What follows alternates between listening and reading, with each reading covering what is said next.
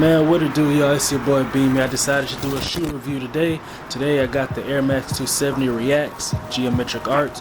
Hope you guys like it. I decided to do something different. I really just do the vlogs. You guys check that out. I'm gonna leave that up here. And yeah, so I feel like it's a good spring summer shoe. You guys can definitely rock out to that. The colors really pop. I've always wanted some Air Max 270 Reacts, and I said, hey, let me get a color that's not really been out there. This was definitely them. Came out a couple of days ago. Looks like a good look. And I definitely say go a size down. I got a size 11, they were too big. 10 and a half fit good. That's kind of like the same way with the Presto Reacts that I got.